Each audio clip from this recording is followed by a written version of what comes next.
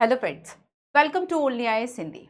तो आज के इस सेशन में हम बात करने वाले हैं आपका चैप्टर नंबर 47 और इसमें हम जीएसटी काउंसिल या जीएसटी जो परिषद है इसके बारे में जानेंगे समझेंगे कि आखिर जो जीएसटी परिषद है उसका काम क्या है, जीएसटी परिषद की स्थापना क्यों की गई, जीएसटी को लेकर जो निर्णय जो सिफारिशें यह देता है क्या वह बाइंडिंग है, क्या वह मैंडेटरी है, बाध्यकारी है, नहीं है, और भी कई बातों को हम समझेंगे। इसका अध्यक्ष कौन होता है, संरचना क्या है एंड ऑल।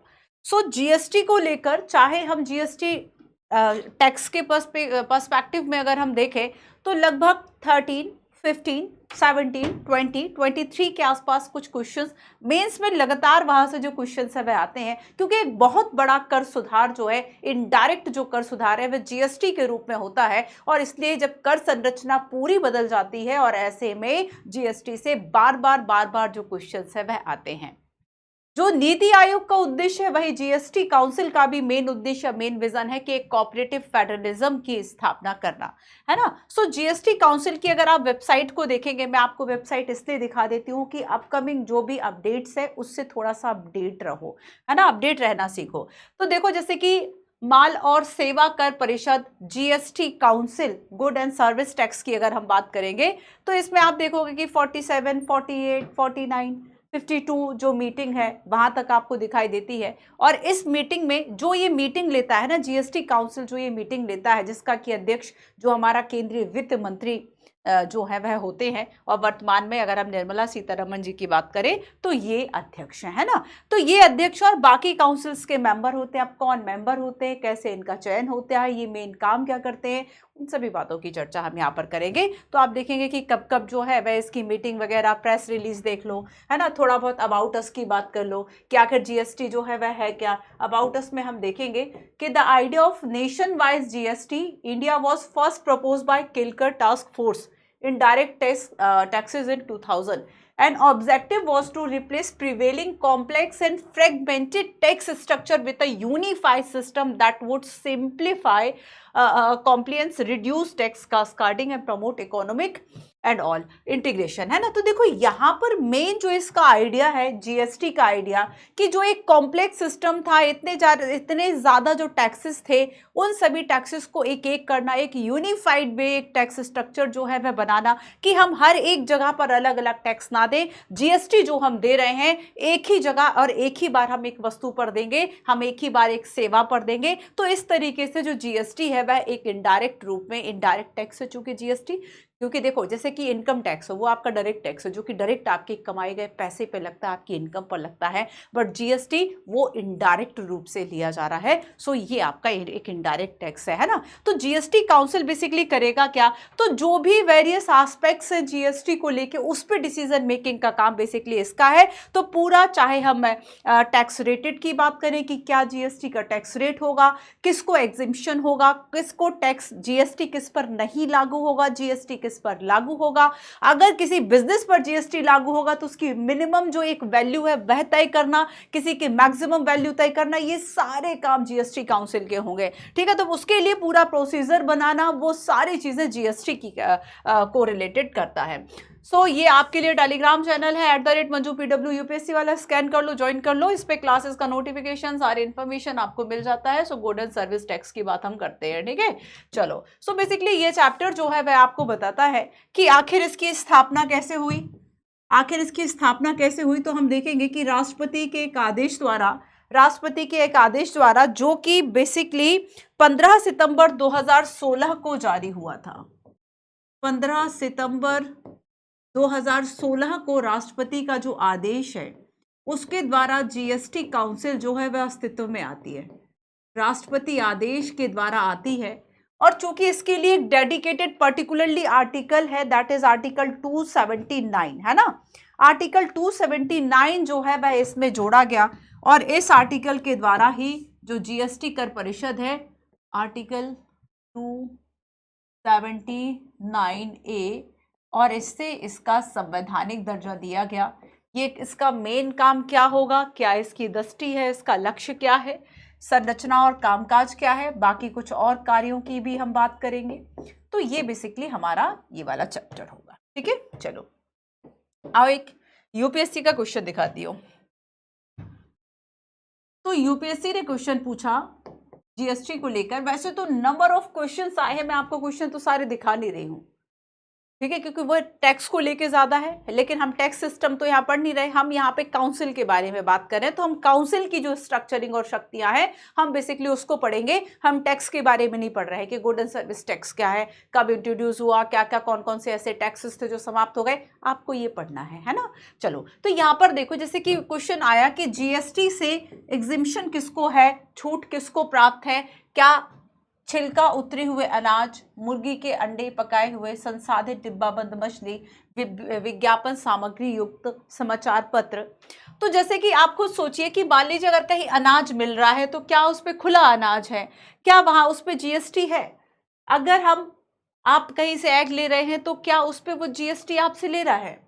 अगर हम संसाधित, और देखो अगर प्रोसेस्ड फूड है, डिब्बा बंद फूड है, जो कि एक स्टेट से दूसरे स्टेट जा रहा है, ऑल इंडिया जो है वह कोई प्रोडक्ट जा रहा है, आप खुद सोचिए कि अगर वह इतनी बाउंड्री जो स्टेट की है वह क्रॉस करेगा तो क्या इस पे जीएसटी लगेगा? प्रोसेस्ड फूड है, देखो संसाधित लिखा हुआ है, डिब्बा बंद लिखा हुआ है। तो आप खुद सोचिए कि अगर कोई पैक्ड फूड है ना, अगर पैक्ड फूड है तो क्या इस पैक्ड फूड पर जीएसटी होगा या नहीं होगा?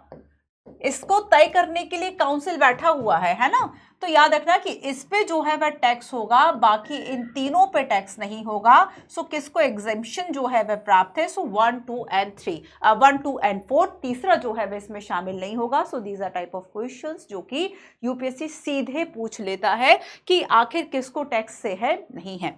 अब जैसे कि आप जीएसटी काउंसिल की शायद 50वीं बैठक थी, जीएसटी काउंसिल की अभी तक शायद 51, 52 के आसपास बैठ के हो चुकी हैं।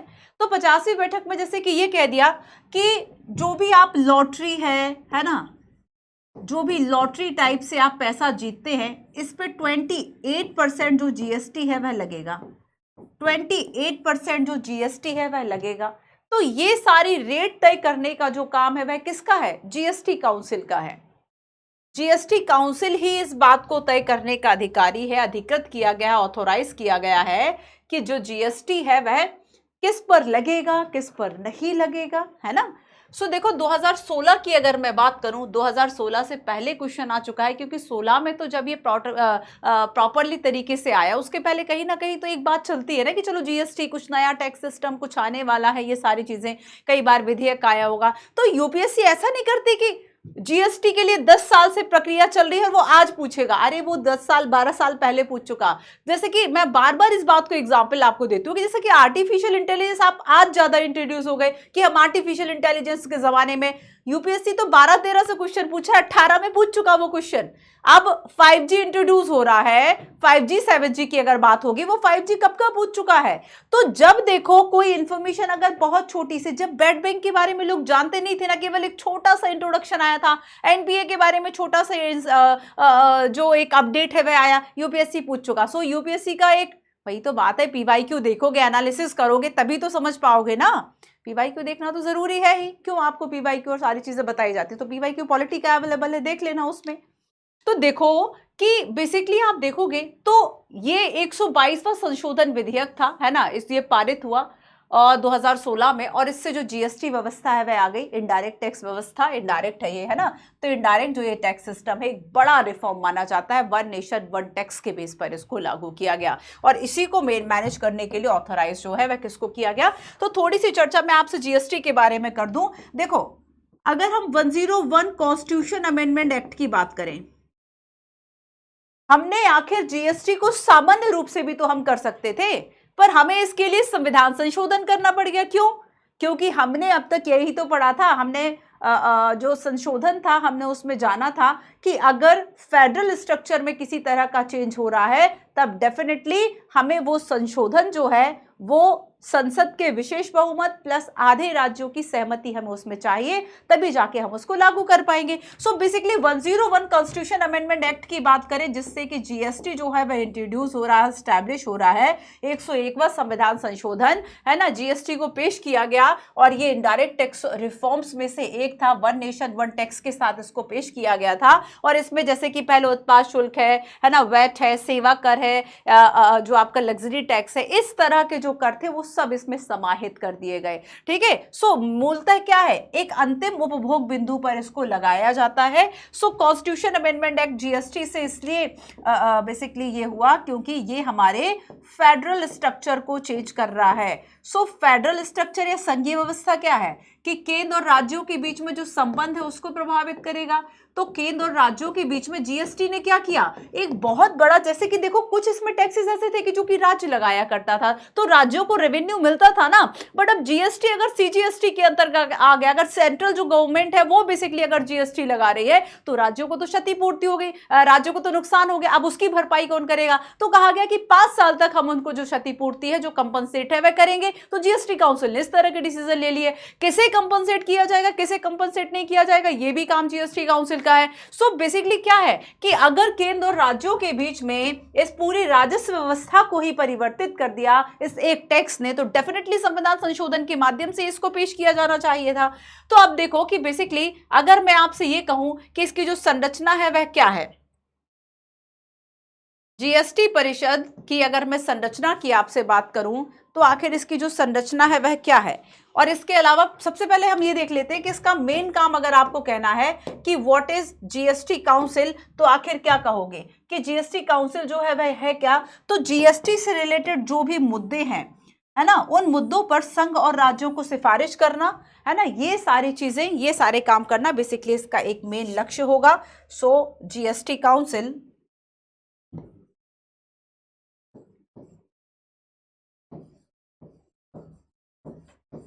जीएसटी काउंसिल, जीएसटी परिषद, है ना। तो सबसे पहले तो ये बात आप याद रख लो कि बेसिकली ये जो है वह क्या है, आपका कॉन्स्टिट्यूशनल बॉडी है, संवैधानिक संस्था है।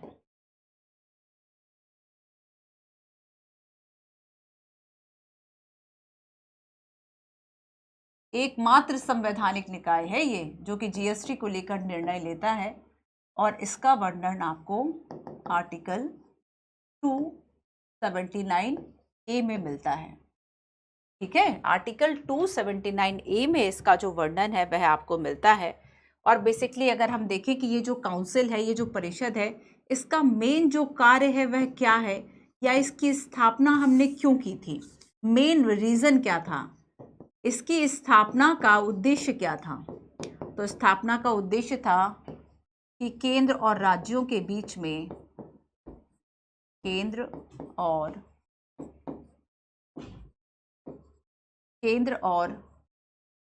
राज्यों के बीच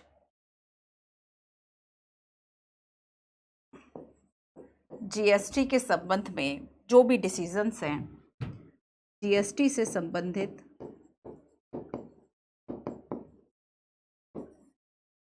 मामलों को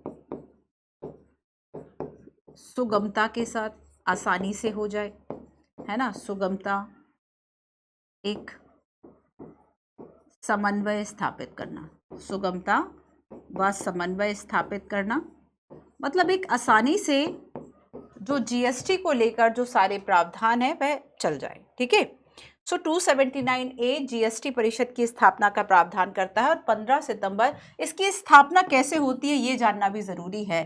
तो ये इंट्रोड्यूस कैसे हुआ था, तो बेसिकली राष्ट्रपति के आदेश के द्वारा, राष्ट्रपति के आदेश द्वारा अस्तित्व में आया था। ठीक है, और इसके लिए तारीख आपको याद रखना है 15 सितंबर 2016। 15 सितंबर 2016 ये वो तिथि है जिस दिन जारी किया गया जीएसटी काउंसिल। ठीक है, अब देखो कि बेसिकली अगर हम इसके विजन या दृष्टि की बात करें कि आखिर इसके जो काम करने का तरीका है वह क्या है, ठीक है, या इसका लक्ष्य क्या है, इसका मेन विजन क्या है, तो ये कोऑपरेटिव फेडरलिज्म की बात करता है। इसका विजन या दृष्टि अगर हम देखें तो ये किसके आधार पर, जैसे कि आपका नीति आयोग काम कर रहा है, सो ये सहकारी संघवाद के सिद्धांत पर कार्य करता है। सहकारी संघवाद एक कोऑपरेटिव फेडरलिज्म, कोऑपरेटिव फेडरलिज्म के सिद्धांत पर यह काम करता है, ठीक है। और ये जीएसटी को लेकर या और कोऑपरेटिव फेडरलिज्म के मानकों के स्टैंडर्ड जो हैं, के जो मानक हैं, इन मानकों को स्थापित करता है, मानकों को स्थापित करेगा, ठीक है। और जीएसटी का जो काम है वह कैसे होगा, तो पूरा जीएसटी से लेकर जो भी संबंधित कामकाज हैं उन कामकाज के संबंध में निर्णय लेगा। काम किस तरीके से होगा उसका कोई प्रोसीजर तो जरूर होगा। तो कामकाज की जो प्रक्रिया है उसको निर्धारित करने का जो काम है, कामकाज की प्रक्रिया को निर्धारित करना, ये इस तरीके के जो काम है वह इसकी दृष्टि में होंगे, ठीक है। चलो, तो अब हम बात करें, देखो सहकारी संघवाद हो गया, मानकों को स्थापित, कामकाज की प्रक्रिया को निर्धारित करना और केंद्र और राज्य के बीच में स्थापना क्यों की गई, तो बेसिकली सुगम पूर्ण तरीके से ये जो काम है वह किया जाए। क्लियर है। अब हम आगे चलेंगे और इसकी मैं आपको कुछ संरचना की बात बताऊंगी कि आखिर इसकी जो संरचना है वह क्या है। इसके पहले जरा एक क्वेश्चन देखो, जीएसटी परिषद केंद्र और राज्यों के लिए अलग अलग मंच है। बहुत ध्यान से पढ़ना इस क्वेश्चन को। अलग अलग मंच है, राष्ट्रपति द्वारा संशोधित संविधान के 279A क्लॉज 1 के हिसाब से स्थापित किया। एंड परिषद के सदस्यों में केंद्रीय वित्त मंत्री अध्यक्ष और केंद्रीय राज्य मंत्री जो है वह शामिल हैं। तो इसमें what is the right answer, तो आपको ये बताना है इसमें सही कथन जो है वह कौन सा है। क्या अभी तक मैंने आपको इतना इंट्रोडक्शन दिया, क्या मैं शुरू में आपको ये बात नहीं बता सकती थी अगर ऐसा होता तो, कि जो जीएसटी काउंसिल है वह अलग अलग है, क्योंकि मैं कीवर्ड्स को बहुत क्लियरली बता देती हूँ। अगर शुरुआत में मैंने आपको ये कहा है क्या, नहीं कहा, तो थोड़ा सा विश्वास करना सीखो कि भाई अभी तक अलग अलग जैसी तो कोई बात नहीं हुई, केंद्र और राज्यों के बीच में समन्वय की बात हुई है, पृथककरण की बात तो नहीं हुई है, तो अलग अलग मंच है दोनों के लिए नहीं। तो जीएसटी परिषद का एक संयुक्त फोरम के रूप में कार्य करेगा, है ना। तो ये कैसा है, एक जॉइंट के रूप में। तो जीएसटी जो काउंसिल है केंद्र और राज्यों के लिए एक संयुक्त फोरम के रूप में काम करे। तो first is wrong, second, third आया समझ में। अब संरचना दिखाती हूँ। एक क्वेश्चन से हमने देख लिया ना, अब थोड़ा सा संरचना को समझो। चलो तो संरचना में जैसे कि हमने देखा कि जो केंद्रीय वित्त मंत्री हैं, ठीक है, 279 का राष्ट्रपति के आदेश से, ठीक है। अध्यक्ष कौन होगा, तो जो वित्त मंत्री है वह इसके अध्यक्ष होंगे। सदस्यों की बात करें तो जो केंद्र वित्त राज्य मंत्री हैं और प्रत्येक राज्य के वित्त मंत्री हैं या फिर राज्य सरकार के द्वारा नामित कोई अन्य मंत्री है, ये इसमें सदस्य बतौर काम करें। अगर हम उपाध्यक्ष की बात करें तो जो राज्य सरकार के द्वारा नामित जो अन्य मंत्री हैं, इन सभी के द्वारा अपने बीच में से ही जो इसमें उपाध्यक्ष है बेसिकली उनकी नियुक्ति की जाएगी, है ना। तो उपाध्यक्ष की नियुक्ति कैसे की जा रही है कि सदस्य जो है, जो सदस्यगण है वो बेसिकली अपने बीच में से ही जो उपाध्यक्ष है बेसिकली वह चुन रहे हैं। तो यहां पर देखो संरचना में हमने 2-3 तरह के, संरचना में पहली बात तो हमने अध्यक्ष की कर ली,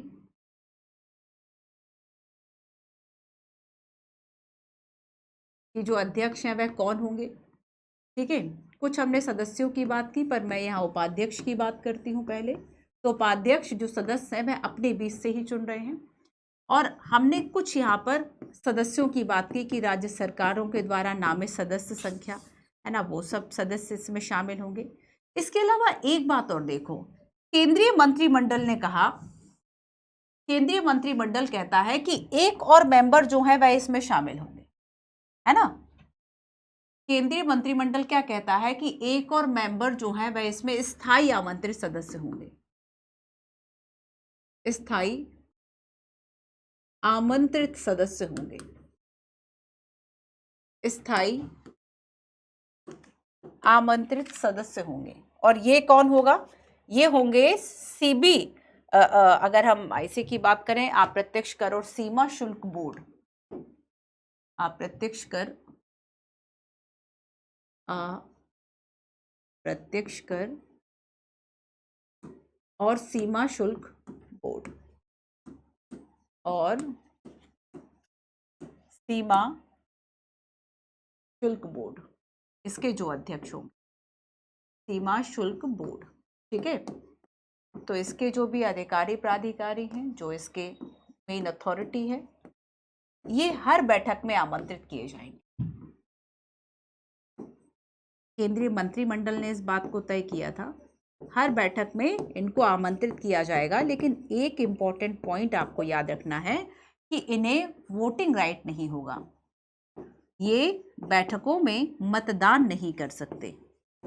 नहीं को थोड़ा सा बोल्ड कर लेंगे, मतदान नहीं कर सकते, है ना। वोट इनके पास जो वोटिंग राइट है वो बेसिकली नहीं होगा, लेकिन हाँ ये हर बैठक में शामिल जरूर होंगे, है ना। तो केंद्रीय वित्त मंत्री अध्यक्ष होंगे। और संरचना हमने देखी कि ये जो संरचना है वह केंद्र व राज्य दोनों के लिए संयुक्त फोरम के रूप में स्थापित की गई है, अलग अलग नहीं है। केंद्र व राज्य संयुक्त फोरम,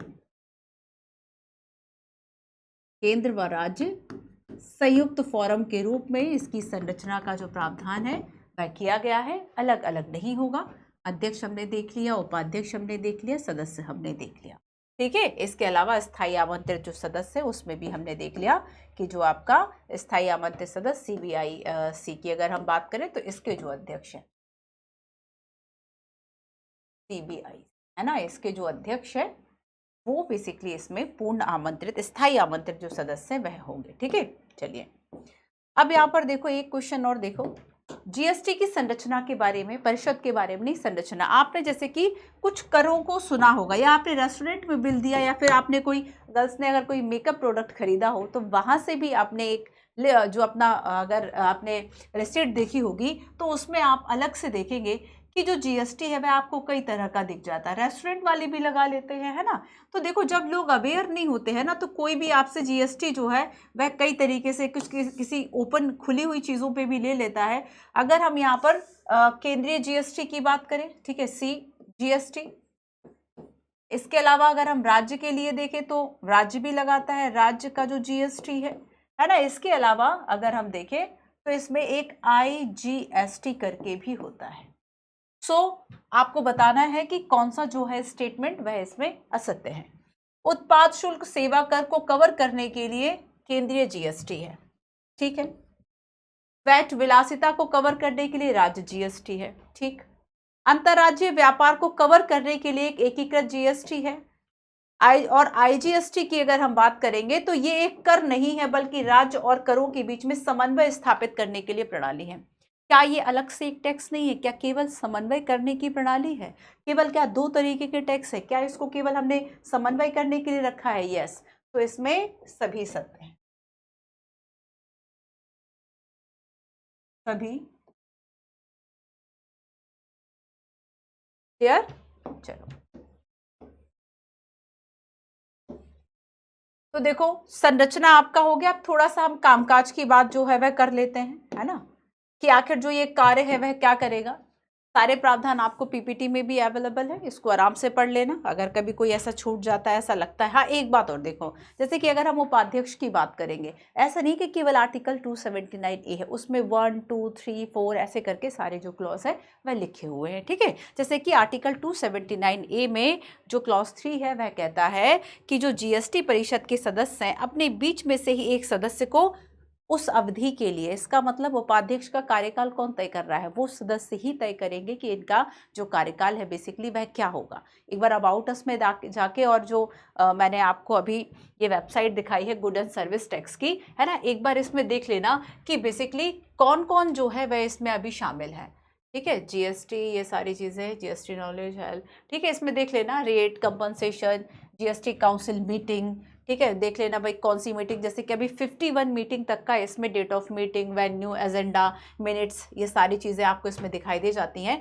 अगर आप इसको ओपन करोगे ना कि क्या एजेंडा था, आपको इसमें काफ़ी सारी जो चीज़ें हैं वे दिखाई दी जाएंगी। जैसे कि कभी क्या आया कि लॉटरी पर 28%, है ना, या फिर कुछ ऐसी व्यवस्थाएं थी, कुछ ऐसे खाद्य पदार्थ थे जिन पे कि जीएसटी पहले ज़्यादा लग रहा था, 8% से घटाकर उस पर 5% कर दिया। तो हर एक मीटिंग का उसका अपना एजेंडा जो है वह होते हैं, कुछ मिनट्स होते हैं बस, है ना, इस बात को याद रखना है। चलो हम कुछ कार्यों की बात कर लें कि आखिर इसके जो कार्य हैं वह क्या क्या होंगे। कुछ कार्य मैं आपको बेसिकली बता देती हूँ, ठीक है, कि ये क्या क्या कार्य करेगा, फिर डिटेल से हम उसको पढ़ लेंगे। कार्य आखिर इसके क्या होंगे।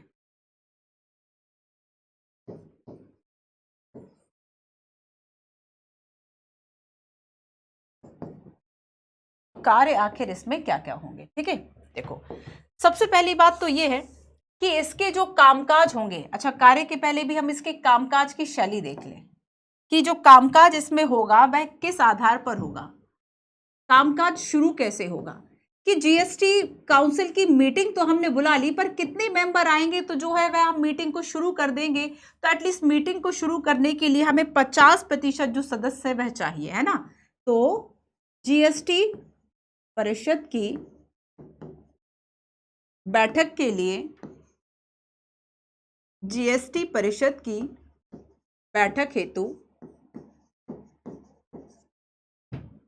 जीएसटी की परिषद की बैठक हेतु जो गणपूर्ति है, ये गणपूर्ति या फिर एक कोरम, गणपूर्ति क्या होती है, वह सदस्य संख्या जिस आधार पर हम अपनी जो मीटिंग है वह स्टार्ट कर देते हैं। जैसे कि लोकसभा राज्यसभा में देखें, ये संख्या 10% निर्धारित की गई है ना, कि अगर 250 सदस्य राज्यसभा में है तो अगर 25 आ रहे हैं, 10वां भाग आ रहा है, तो आप राज्यसभा की जो मीटिंग है वह शुरू कर सकते हैं। बस वैसा ही कुछ है। तो परिषद की बैठक की अगर हम बात करें, लेकिन यहाँ पे 1/10 नहीं बल्कि आधी संख्या जो है वह अनिवार्य है। बैठक हेतु आधी संख्या अनिवार्य है। सदस्य अध्यक्ष जो भी हैं, सदस्य जो, तो आधी संख्या अनिवार्य है। अनिवार्य, ध्यान रखना, आधी संख्या कैसी है, अनिवार्य है। मतलब कम से कम 50% जो सदस्य है, 50% सदस्य संख्या, ये इसका एक कोरम होना चाहिए।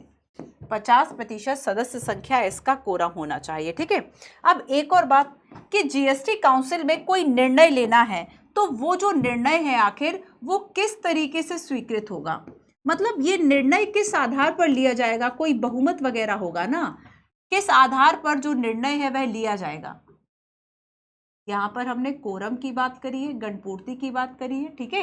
यहाँ पर हम निर्णय की बात करेंगे कि अगर जीएसटी काउंसिल में इस बात का निर्णय लिया गया कि हम क्या करते हैं कि जो लॉटरी है उससे जो भी आय मिल रही है उस पर 28% जो जीएसटी है वह लगेगा। अगर इस पर ये टैक्स की बात की गई तो वो किसने लिया होगा डिसीजन, किस बहुमत के आधार पर डिसीजन लिया होगा, हम उसको समझते हैं। तो देखो, निर्णय की हम बात करें तो जो उपस्थित सदस्य हैं, उपस्थित सदस्यों का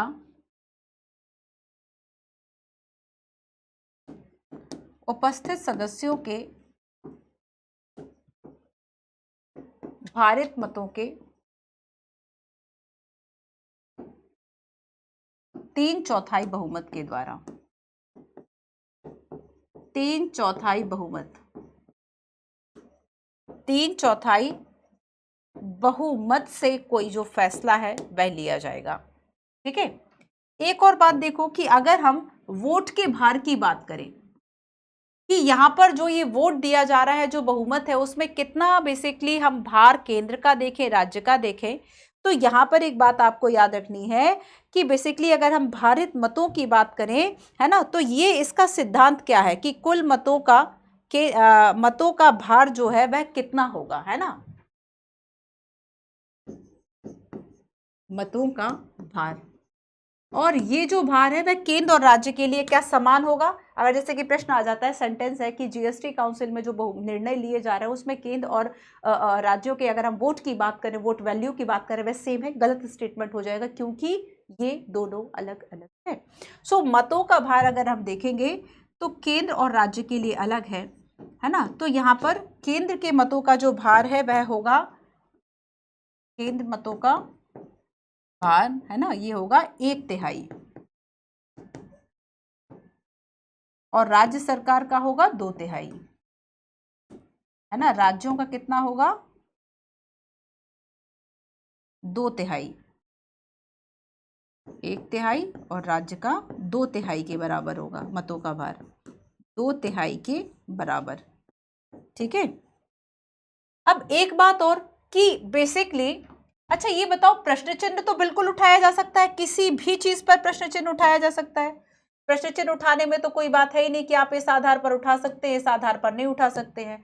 तो यहाँ पर प्रश्न चिन्ह आखिर जीएसटी काउंसिल जो है उसकी कार्यशैली पर आप क्वेश्चन मार्क किस आधार पर कर सकते हो या किस आधार पर नहीं कर सकते हो, ये भी बात हम समझ लेते हैं। ठीक है, तो देखो कहा कुछ इसमें प्रावधान किए गए हैं कि काउंसिल की जो कार्यवाही है, कार्यवाही को अवैध या अमान्य घोषित नहीं किया जाएगा।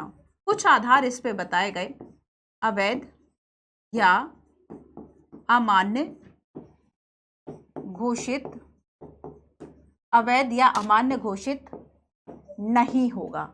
किस आधार पर? तो पहली बात इसमें यह कही गई कि जीएसटी परिषद के संविधान में अगर कोई त्रुटि है, जीएसटी जो परिषद है, मान लीजिए जो भी नियम बनाए गए हैं, जो भी इसका संविधान है, जीएसटी परिषद के संविधान में कोई दोष है ना, कोई त्रुटि है या कोई रिक्ति है, कोई खाली स्थान है, तो इस रिक्ति के आधार पर इसकी कार्यवाही को अमान्य घोषित नहीं किया जाएगा। इसके अलावा सेकंड बात ये कही कि अगर पूरी जो प्रक्रिया है अगर उसको नहीं फॉलो किया गया है तो प्रक्रियागत अनियमितता के चलते, प्रक्रियागत, अब देखो क्योंकि इस तरह की हम परिषदों को नया ही मानेंगे, धीरे धीरे स्टैब्लिश होंगी सरकार, बाद में धीरे धीरे इनमें कुछ संविधान कुछ संशोधन के द्वारा इन व्यवस्था को परफेक्ट बना लेगी। बट जब शुरुआत में चीज़ें इंट्रोड्यूस होती हैं तो चीज़ों को समझने में समय तो लगेगा ना, कि हम कौन सी ऐसी व्यवस्था जिसको कि हम अनिवार्य कर दें, कौन सी ऐसी व्यवस्था जिसको हम फ्लेक्सिबल कर लें। तो हर एक कोई भी आपकी संवैधानिक संस्था हो, काफ़ी इस बात की ज़रूरत होती है कि शुरुआत में एक फ्लेक्सिबिलिटी रहे ताकि हम चीज़ों को ठीक से समझ पाए। तो प्रक्रियागत अनियमितता के आधार पर भी इसको अवैध या अमान्य घोषित नहीं किया जाएगा। ठीक है, तो ये इसके कामकाज की एक शैली हो गई। अब आइए हम कुछ कार्यों की बात करते हैं। तो देखो इसमें कुछ कार्यों की बात कही गई, जैसे कि जीएसटी किस पर लगाना है और जीएसटी से एग्जेम्पशन किस वस्तु को देना है, जीएसटी की लिमिट बिजनेस में अगर इतने से ज्यादा बिजनेस तो इस पे जीएसटी लगेगा, कौन तय करेगा, ये सारी बातें जो है वह कर रहा है जीएसटी परिषद। ठीक है, तो आर्टिकल 279A का क्लॉज 4 कहता है कि जो जीएसटी है ये संघ और राज्यों की सिफारिश करेगा। जीएसटी कर परिषद क्या करेगा? संघ और राज्यों की सिफारिश।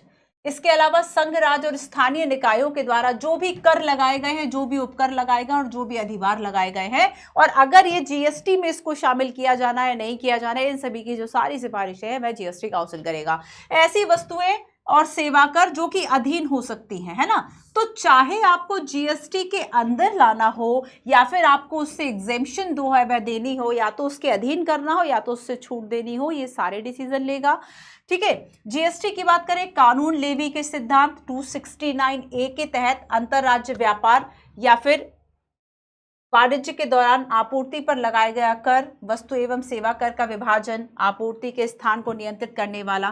तो देखो अगर ऐसा कुछ होता है कि व्यापार वाणिज्य एक राज्य से दूसरे राज्य में होता है, तो आखिर उसमें जो कर विभाजन है वह किस आधार पर होगा, किस तरीके से होगा, ये करना, ये तय करना। टर्नओवर की वह सीमा, टर्नओवर मतलब जो बिजनेस कर रहे हैं उनकी जो राशि है साल भर की, जो भी उनका टर्नओवर है वह सीमा जिसके नीचे जीएसटी जो है उससे छूट दी जा सकती है। तो ये जो लिमिट है ना कि अगर इससे ज्यादा होगा तो जीएसटी लगेगा। जैसे कि आप सैलरीड पर्सन की भी बात करें तो आप इनकम टैक्स भी देते हैं लेकिन जीएसटी भी देना पड़ता है अगर आपकी सीमा जो है वह 30 लाख से ज्यादा है। जो भी है आप देख लीजिएगा, इसकी सीमा बढ़ सकती है, घट सकती है, काउंसिल इस बात का डिसीजन लेगा, बजट में इस बात का डिसीजन जो है वह आ जाएगा कि आखिर ये जो लिमिट है वह क्या रखी जाए। ठीक है, चलो आगे देखो कुछ और कार्यों की अगर हम बात करें तो देखो जीएसटी में बैंड के साथ न्यूनतम दरें भी जो है वह शामिल है। जैसे कि हम देखें कुछ दरों की बात की जाती है, जैसे कि कुछ ऐसी वस्तुएं हैं जिसको 5% के टैक्स स्लैब में रखा, किसी को 8% के टैक्स स्लैब में रखा, किसी को 28% के टैक्स स्लैब में रखा। तो कई इस तरह की टैक्स स्लैब होती है, कर की दरें होती है कि इतने परसेंट इन चीज़ों पे रखेगा। कोशिश करी जाती है कि जो खाद्य पदार्थ है इस तरह की चीज़ें उस पर 5% हो, है ना। जो लग्जरी आइटम है या लॉटरी जैसी चीज़ें हैं या फिर अनएक्सपेक्टेड इस तरह की इनकम आए है उस पर 28% हो। सो जो भी न्यूनतम दरें हैं। अच्छा एक बात और, जैसे कि मान लो कोई कोई प्राकृतिक आपदा आ गई, अब उस प्राकृतिक आपदा के दौरान ज्यादा टैक्स की जरूरत है, तो सरकार क्या करेगी, तो वो जो बढ़ी हुई दर से कर लेने का जो प्रावधान है वो भी जीएसटी काउंसिल तय करेगा। तो अगर आपको अतिरिक्त संसाधन चाहिए, तो अतिरिक्त संसाधन जुटाने के लिए अगर हम कुछ विशिष्ट दरों की बात करें कि अब ये जो रेट है वह कौन तय करेगा, हो सकता है जिस वस्तु पर 5% लगता हो उस पर 15% लग जाए, उस पर 28% लग जाए, और इस बात की अनुमति जीएसटी काउंसिल के पास है। जीएसटी काउंसिल हमने देखा ना, संवैधानिक एक ऐसा निकाय है, एक संयुक्त फोरम है केंद्र और राज्यों के लिए, जो कि जीएसटी के लिए जो डिसीजन है वह पूरे इंडिया की टेरिटोरी के लिए ले रहा है। अब देखो, इसके अलावा कुछ राज्यों की बात करी गई, स्पेशली कुछ राज्यों की बात करी गई है ना, जैसे कि हम जम्मू कश्मीर की बात करें, हम कुछ पहाड़ी राज्यों की बात करें, हम नॉर्थ ईस्ट के कुछ राज्यों की बात करें, तो इसके संबंध में जीएसटी के लिए निर्णय लेने का जो काम है वह किसका है, इसका काम होगा। ठीक है, इसके अलावा देखो, जैसे कि आप देखेंगे कि शुरुआत में पेट्रोलियम और शराब है ना, ये दो ऐसी वस्तुएं जिससे कि किसी भी राज्य सरकार को सबसे ज्यादा इनकम, सबसे ज्यादा राजस्व जो है वह प्राप्त हो रहा था। तो अब ऐसे में कुछ समय तक जो पेट्रोलियम है और उस पर तो जीएसटी नहीं अप्लाई किया गया, जो व्यवस्था चल रही थी उसी व्यवस्था को कंटिन्यू रखा, बट वो डेट निर्धारित करना कि कब पेट्रोलियम और कब इस तरह की जो हाई स्पीड डीजल है, मोटर स्प्रिट है ना, जैसे पेट्रोल, प्राकृतिक गैस, तो इस पे कब जीएसटी लगेगा, तो जिस दिन से लगेगा ये डेट डिसाइड करने का जो काम है वह भी। ठीक है, चलिए, इसके अलावा क्या प्रक्रिया होगी काम करने की, वो प्रक्रिया निर्धारित करने का काम इसका होगा, है ना। कुछ और बातें हम समझ लेते हैं। देखो, अगर मान लो किसी तरह का डिस्प्यूट हो गया केंद्र और राज्यों के बीच में, एक या एक से अधिक राज्यों के बीच में, भारत सरकार या राज्यों के बीच में, या फिर जीएसटी परिषद की कार्यप्रणाली की बात करें, तो इन सभी को लेके किसी भी तरह का अगर कोई डिस्प्यूट है तो उस डिस्प्यूटेड मैटर को सुलझाना, उस विवाद का निवारण करना, और कैसे निवारण करना है उसके लिए प्रॉपर एक मैकेनिज्म तैयार करना। तो डिस्प्यूट के लिए एक मैकेनिज्म तैयार करना, तंत्र तैयार करना जीएसटी काउंसिल का काम है। जीएसटी क्या कर रहा है, अब देखो, जैसे कि सदस्यों की कुल सदस्य संख्या का आधा भाग 50% ये बैठकों में कोरम का गठन करेगा। व्हाट इज कोरम, जहां से बैठक जो है वह शुरू हो जाए, वह न्यूनतम सदस्य संख्या, दैट इज कॉल्ड कोरम, गणपूर्ति। ठीक है, जीएसटी के प्रत्येक निर्णय कुछ सिद्धांतों पर आधारित होंगे, जैसे कि हमने देख लिया कि कम से कम 3/4 वोटों के बहुमत से, जब 3/4 वोटों का बहुमत मिल जाएगा तब जाके हम किसी डिसीजन को इंप्लीमेंट कर पाएंगे, और इसमें केंद्र सरकार के वोटों का महत्व 1/3 होगा, तो राज्यों का महत्व जो है वह कितना होगा, 2/3 होगा। ठीक, बार बार पढ़ना, बार बार रिवीजन करना। आओ कुछ क्वेश्चंस दिखाती हूँ। ठीक है, ये तो जीएसटी के लागू करने के फायदे ये सब है, देखते रहना। एक क्वेश्चन आपको दिखाती हूँ, 2020-2017, इसके पहले 15-13 में भी क्वेश्चन जो है वह आ चुका है। ठीक है, जीएसटी की बात करें, जीएसटी अधिनियम 2017 के पीछे के तर्क को स्पष्ट करें। कोविड-19 ने जीएसटी मुआवजा कोष को कैसे प्रभावित किया है और नए संघीय तनाव पैदा किए हैं। 2020 का पूछा गया क्वेश्चन है जीएसटी। बहुत नंबर ऑफ क्वेश्चंस आए हैं, नंबर ऑफ, बस ऐसे ही आपको जानना होता है कि ये इशू ज़्यादा चल रहा है, ये टॉपिक काफ़ी हॉट टॉपिक है, यहाँ से क्वेश्चन आने की संभावना कंपैरेटिवली ज़्यादा है। ठीक है, उन अप्रत्यक्ष करों की गणना करें जिन्हें भारत में वस्तु और सेवा कर में शामिल किया। इसके अलावा जुलाई 2017 से भारत में लागू जीएसटी के राजस्व निहितार्थ पर टिप्पणी करें। अच्छा, मैं आप सभी को बता दूं कि जो इस बार 2024 का प्रीलिम्स दे रहे हैं वो बच्चे, और जो नहीं दे रहे हैं वो भी सुन लें। तो अभी आपके लिए साल भर का जो करंट है पॉलिटी का, वह मैं लेकर आ रही हूँ, जिसमें शायद हम मुझे लगता है कि हम लगभग 250-200 के आसपास, 200-250 के आसपास इंपॉर्टेंट टॉपिक होंगे। मतलब वो टॉपिक जो भी पॉलिटी के अपडेट्स है, जैसे कि मान लो राइट को लेके कुछ आया, ह्यूमन राइट्स को लेके कुछ बात होती है, फंडामेंटल राइट्स को लेके कुछ बात होती है, कोई अपडेट जीएसटी काउंसिल का ही है, तो जो भी अपडेशन है साल भर के, एटलीस्ट आपके साल भर से भी ज़्यादा, लगभग 1.5 साल के, वो सारे अपडेशन का एक कंप्लीट 1 शॉट वीडियो आप सभी के लिए ला रही हूँ। क्योंकि अब वीडियो लंबा होता है तो कुछ कुछ रिकॉर्डिंग्स चलती रहती है ना, किसे शामिल करना है किसे नहीं करना है, तो वो वीडियो आएगा, आप सभी ज़रूर देखना। उन वीडियो से आपको काफ़ी हेल्प मिल जाएगी। इस क्वेश्चन का आंसर आप करना, ठीक है। और ये जो पीडीएफ है, ये जो क्लास नोट्स है, वो यहाँ पे आपको मिल जाएंगे। इसको ज्वाइन कर लो @मंजू PWUPSC वाला, और इसको स्कैन कर लो, ठीक है। तो आज के सेशन में हमने बात की कि what is GST council, GST परिषद क्या है और ये किन किन मुद्दों पर प्रावधान करेगी। संवैधानिक निकाय है, राष्ट्रपति के आदेश से 15 सितंबर 2016 को आया था ये अस्तित्व में। एक क्वेश्चन हमने देखा, संरचना में अध्यक्ष उपाध्यक्ष सदस्यों की बात कर ली। संयुक्त फोरम है, स्थायी आमंत्रित सदस्य के रूप में CBIC के जो अध्यक्ष है वह होते हैं।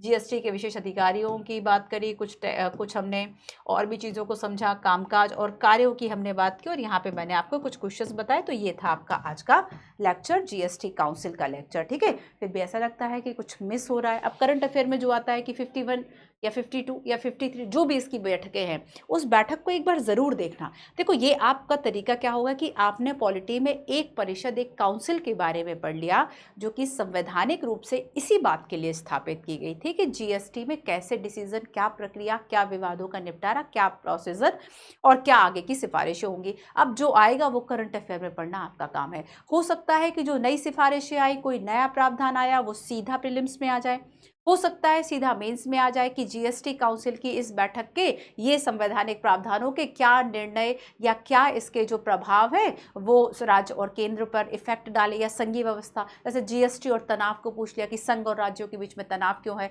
तो जो राजस्व, जो रेवेन्यू राज्यों को मिल रहा था, अब वो केंद्र इकट्ठा कर रहा है जीएसटी के अंतर्गत, क्योंकि कई करों को समाप्त कर दिया, केवल एक ही टैक्स कर दिया। तो अब राज्यों को क्षतिपूर्ति कौन देगा, कैसे देगा, तो ये सारी बातें हैं, है ना। जैसे कि आपने शायद 14 या 15 आप देख लीजिएगा, वित्त आयोग ने सिफारिश की थी कि राज्यों को क्षतिपूर्ति कुछ 1000 करोड़ की बात की थी कि इतने दी जाए, सरकार ने मना कर दिया। वित्त आयोग की सिफारिश बाध्यकारी तो है नहीं, हमने बात करी थी ना वित्त आयोग वाले, भूलना मत। देखो, रिवीजन करते रहना, ठीक है, रिवीजन करते रहना। और जो भी 2025 के लिए तैयारी कर रहे हैं, तो बच्चों आप पूरी कोशिश करो कि 25 के लिए,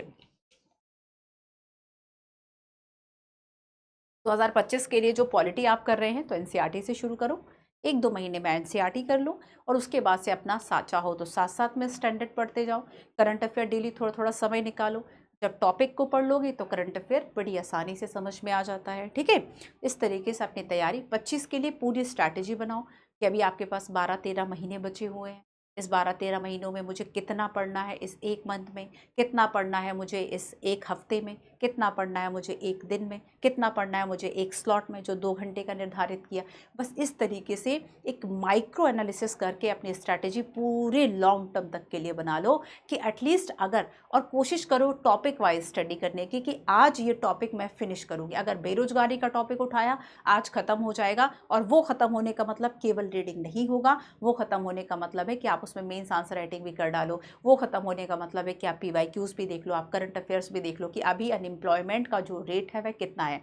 इंटरव्यू में पूछा गया था यूपीएससी में, अभी रिसेंटली कई ऐसे फैक्ट पूछ लिए जाते हैं। एम्प्लॉयमेंट का जो रेट है, अनएम्प्लॉयमेंट का रेट जो है वह क्या है, या वुमेंस का पार्टिसिपेशन जो है वह लेबर में क्या है, या फिर और भी कई इस तरह के। सो ऐसा नहीं कि फैक्ट, ये तो ऐसे फैक्टर है जो आपको पता होने ही चाहिए। ठीक है, चलो, तो ये था आपका आज का क्लास। मिलते हैं हम अपने नेक्स्ट सेशन में। Thank you so much.